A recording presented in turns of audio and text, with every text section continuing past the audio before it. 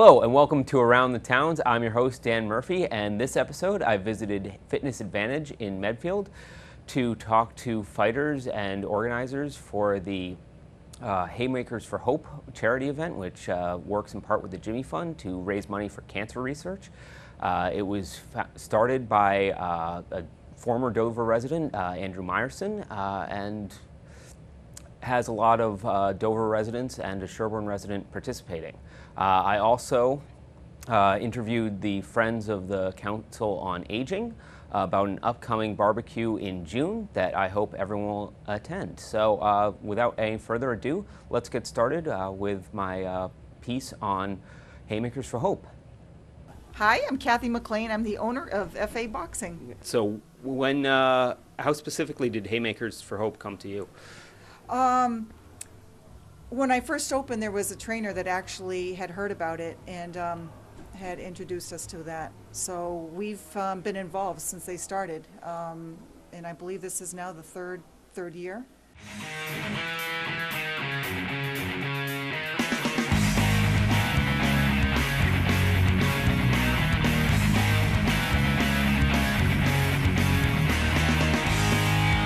What got you involved in Haymakers for Hope?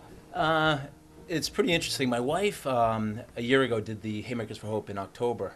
Good friends of ours, the Monleons, Robin had fought in this fight last year and was talking to me and Katie about it, and Katie was all for it. So she started training in June for the fight in October, and I started coming to the gym with her here and there a little bit, obviously not as intense as she was, and it was just a great experience for her. And I just thought this was it was initially a great workout. It was just exhausting, and it was a challenge.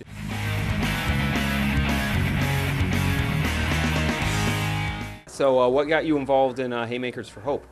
A friend of mine, Amy Fielding, took part in the last Haymakers for Hope event in late 2013, and I heard what a great experience it had been for her and how much money had been raised for a great cause. I'd always thought that giving boxing a go would be something fun, so being a little bit naive, I signed up, and here we are now.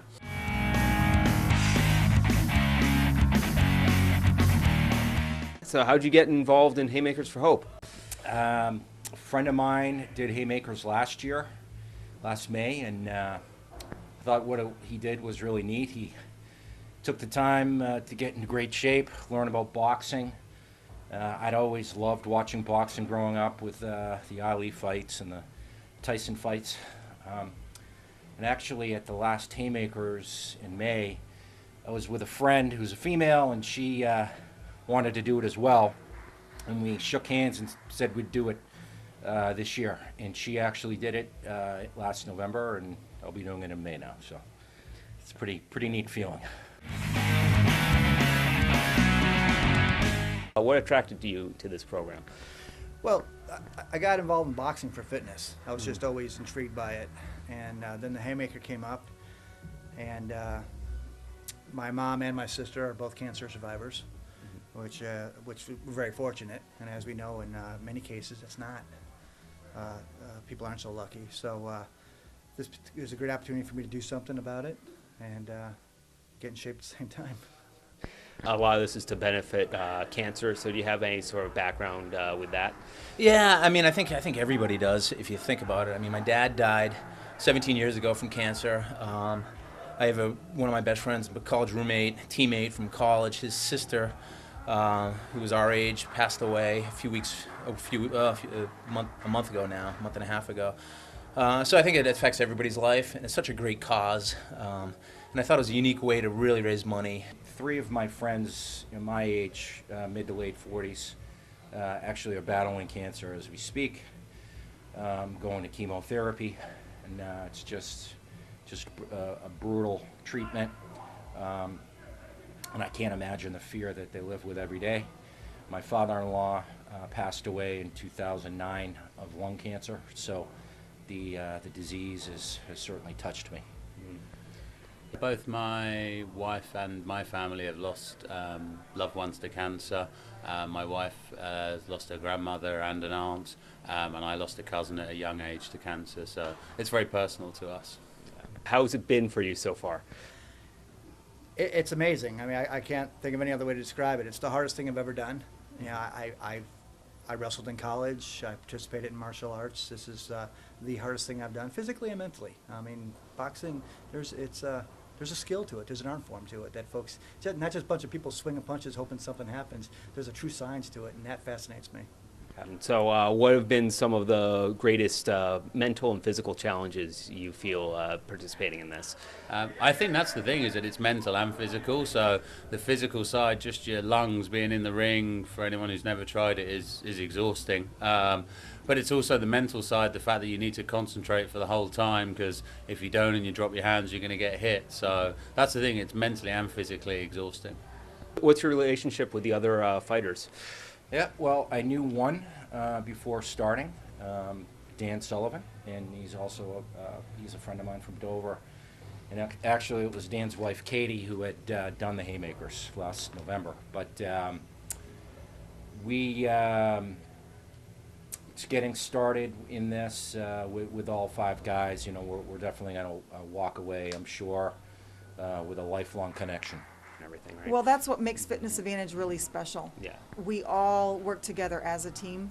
The one thing that I've always wanted to create was teamwork, and so all of my instructors, we all work together hand in hand, and it radiates. It shows right down to our clients. You know, I think everybody picks up on the positive energy that is in our facility.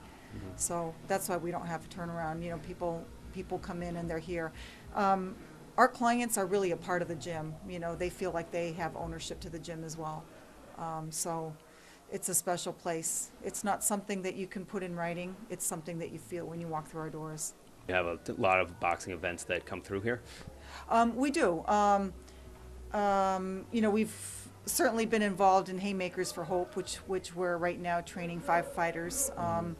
The fight will be happening on May 15th at the House of Blues. So if anybody is free on Thursday night, the 15th, I hope you guys will come and, you know, check out our fighters. But we've also put on our own sanctioned fight, and you know, we're involved in a lot of different sparring and you know, exhibition fights as well. You know, being in the middle of nowhere in Medfield, Massachusetts, you know, we're lucky that we've been able to bring an urban sport to the suburbs, and it's been great for us because you know, it's given people the opportunity to experience what it's like to actually get into the ring and fight, and you know, you don't have to go into Boston to get this kind of training and this kind of an experience. So it's been great for us. Do you think you'll do some event like this in the future? Possibly. You know, it's we've had you know, we spar a lot, and it's funny. It's one of these things. It's difficult because you're getting in there fighting every day. I've had 4 black guys, 20 plus bloody noses. It's emotionally and physically a lot, knowing that you're going to get potentially beat up or hurt, or that you might hurt somebody too. You know, that's part of it as well, and you don't want that to happen, but it's part of the sport. And luckily we have a lot of protective gear and stuff like that, but it is something I will continue with in terms of working out. It's funny because at the gym they're trying to tell me about an amateur fight in June. Like, oh, Dan, you should do it. And I'm like, I don't know. We'll see how the one in May goes first. We'll take it kind of one step at a time. I am getting older, and I realize that every day when I wake up, I am sore. And I've been sore for the last 5 months straight because of the grueling workouts this has. But it's such a great cause. And for me, you know, I wanted a challenge in my life, you know. You kind of reach a point where your career, you know, your work and your family, and you know, and I wanted something that was, you know, mentally going to push me, physically going to push me, and this was all that and more. It's sometimes overwhelming, but it's been an amazing experience. Yeah. So I'm glad it's about a week away because I'm ready. So you think that you're going to continue to do boxing events or things like this in the future? Yeah, you know, I think I will definitely be involved with the gym, and I'd probably do some sparring. I don't see myself doing any more sanctioned boxing events. It's the age of 48. It's not something that I love, and I think that you just never know who you're going to get, and it would not be fun getting destroyed. So I think this is a little more friendly than that. So do you see a lot of participants coming back to use your facilities? Once you're here, you're hooked. We don't generally lose people. We, you know, once you put on a pair of gloves and you start sampling, even if you're not boxing at Fitness Advantage, just sampling our program, people are generally hooked. I think one of the greatest things about our facility is that even though we're in the middle of nowhere, we have world-class training. And so I've surrounded myself with some of the best trainers around, and I have a pro fighter right now that's been training these guys to get ready for their fights, and since he's been with me, we haven't lost a round yet in all our fights. My thanks to everyone at Fitness Advantage and working on Haymakers for Hope. Kathy McLean wanted me to mention that she will be having an open house at her gym, which is located at 99 West Street in Medfield, where she will be having a local band performing Better from a Distance. The open house will be taking place June 14th from 12 noon to 3 p.m. and she hopes everyone will attend and check the facility out.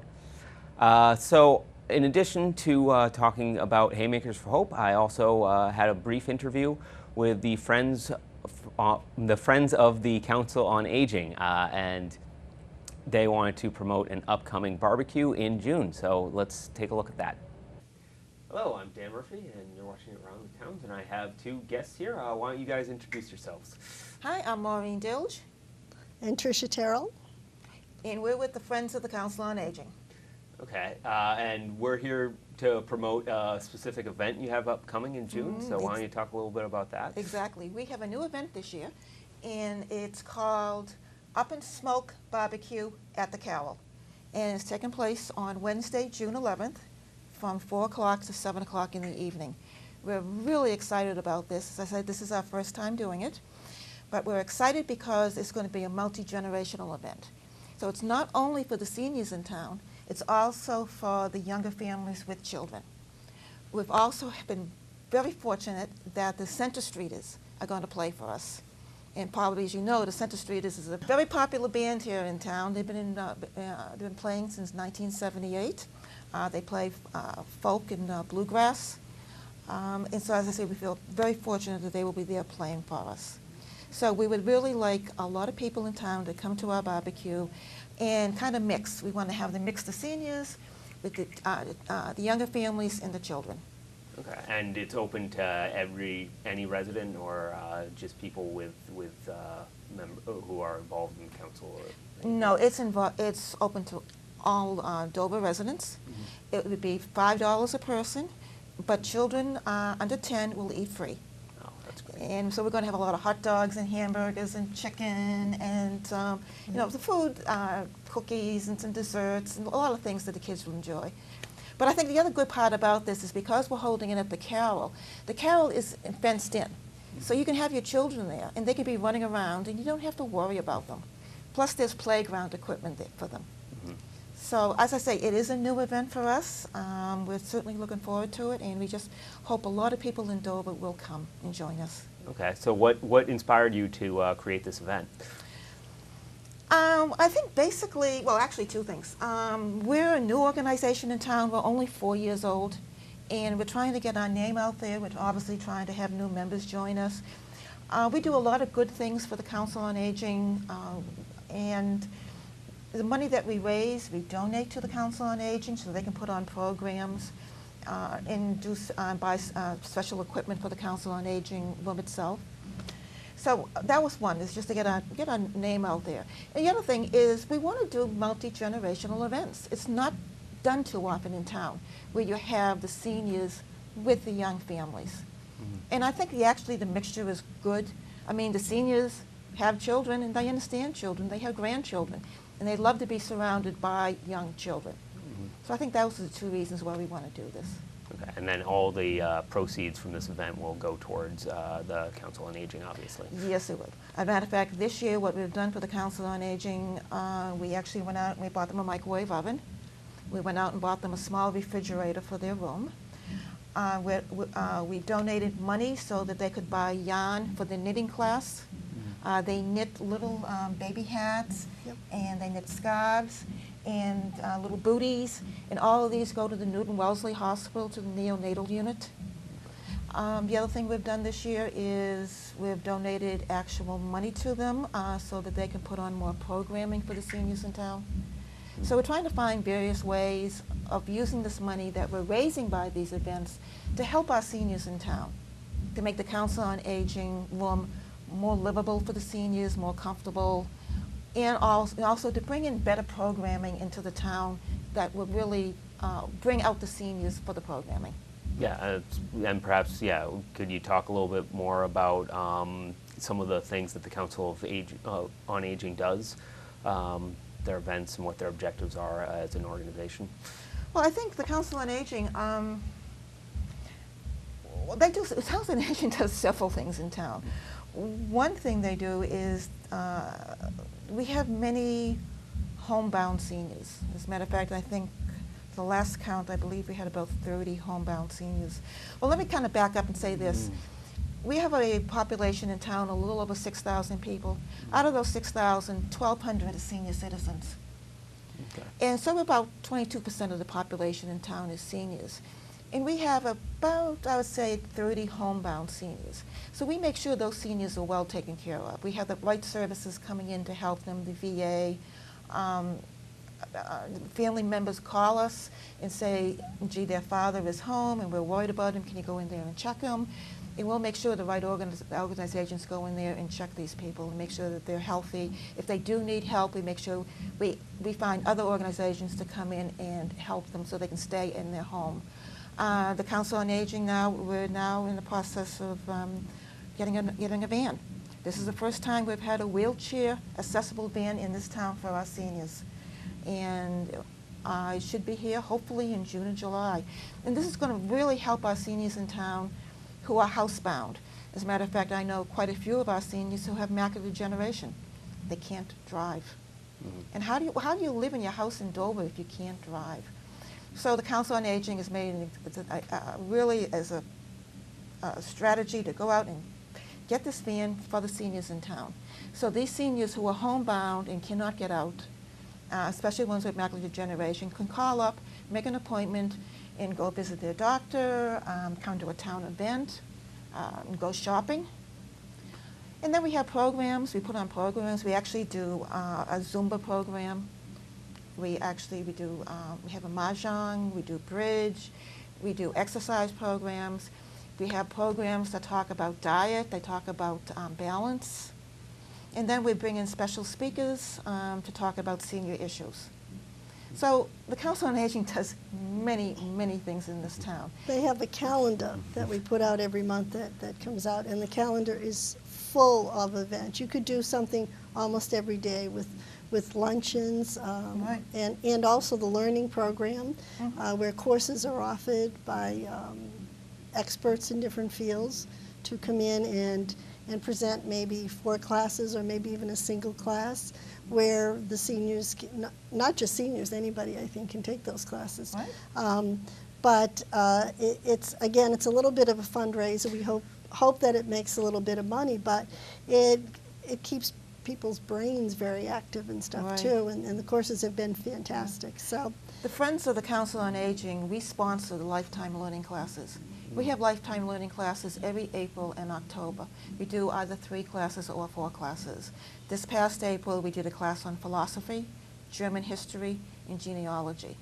We'll be doing 3 or 4 more classes next October. And this is our 3rd year doing it. I mean, becoming a senior, also you have to keep your mind, your brain engaged. And this is one way of helping our seniors by keeping them engaged. We also offer, as I said, physical education classes, so we're trying to keep their mind engaged and their body engaged, and keep them healthy as possible. Yeah. So how do people become more involved become involved in these events? Well, this is the hard part about it, is trying to find people in town to become more involved. I mean, this is one of the reasons why Tricia and I are here today, talking about the Friends of the Council on Aging and the Council on Aging. It's always in the newspaper. Our local newspapers always have our events or what's happening. but trying to find people who actually come to our events is very difficult because many people, as a matter of fact, Tricia and I are perfect examples of this. We're the baby boomer generation. And when people say to me, Council on Aging, I go, oh, that's for old people. But I am a senior, and so is Tricia. And they end up calling us the junior seniors, which I think is kind of cute. But we're actively, the two of us, we're actively trying to go out there and finding younger seniors to come to some of these events. We're trying to make the events more interesting for seniors our age. We have a well-known author coming in next week who's going to be speaking. He's written a book, and he's going to be speaking about this book he wrote. For me, we have one of the original Platters coming in. Now, I don't know whether you know who the Platters were. I do, actually. Okay. Well, Tricia and I certainly know who the Platters were. And we have one of the original singers coming from the Platters coming in June to sing at one of our events. Believe me, I'm going to be there. And we have field trips, like day trips. One of the ones that was great was we went up to the museum in Lowell to see the Fabergé exhibit when it was on loan up there. And the bus was full, and they had a waiting list. So when there are special, because we could drive up to Lowell ourselves, but it's so nice. You get on a bus, you're going to have lunch up there, you can buy yourself a drink, you don't have to worry about driving home, and it's great. You don't have to drive in the traffic, and so those special day events are becoming more and more popular because, again, there's waiting lists for them. And they're very specific for, if you're looking through the calendar of all of these wonderful things there are to do every month, you say, gee, I'd like to do that. I probably won't bother driving up, so you get a friend and both of you sign up and go. So it's. Didn't you go to some musicals? Yeah, we did. In Boston? Yeah, we did. Yeah. So, So we're trying to widen our presentation so that we can, and this now I'm speaking Council on Aging, to bring people into the Council on Aging and kind of find out more about us and find out more about what we do. As I say, we just want to. We're interested in keeping the well-being of our senior citizens in town. And so you just sort of publicize these events and hope people will come, and then they can continue to get involved and meet people like you and exactly. build that. Exactly. I think if they can see Tricia and I and see that we're involved in these events, then maybe they might say, well, if they can be doing it, why shouldn't we be doing it? Why shouldn't we be in there being part of this? So we encourage everybody to either be a member of the Friends of the Council on Aging, or just to become on our board and help us. Even come to our meetings if you have some ideas of things we can do that would be of interest to the seniors in town. We want to hear about it. I'm sorry. No, I go ahead. was going to say, and I've put on the hat of taking care of the web page, the web design, the web page. And so if you go to either the Council on Aging, there's a link to the Friends of the Council on Aging, or it's friendsofcoa.org. You can go in and learn more about us. There's also a place where, if you want to join, there's a PayPal link, so you can join through the internet too. So we're trying to reach out in every way that we can think of to encourage people. And you do not have to be a senior to become a friend of the Council on Aging, to donate money to help all of the programs that we've been talking about. Yeah. So the hope is that this event is successful, and would it become an annual thing if so? I hope so. We would love it to become an annual event. Yeah. It is new to us. I'm just hoping that we can bring in the younger people, which is what we want to do. And I believe if it does work out well, and I think it will, I think we'll hold it again next year. Okay. And one of the other things we do is every October we do it's called our October Jazz Brunch. We have it at the Sherburne Inn, and we invite people to come to that. We have a piano player and some dancing if people want to dance, and that's also a lot of fun. And the food is great. And the food is great. Of course. So I hope that you have a great turnout. Thanks for coming in today. Well, believe us, we really appreciate your having us here, and any publicity that we can do to help both the Friends of the Council on Aging and the Council on Aging is just wonderful. The more people in town we can come join us, the better for us and the better for them.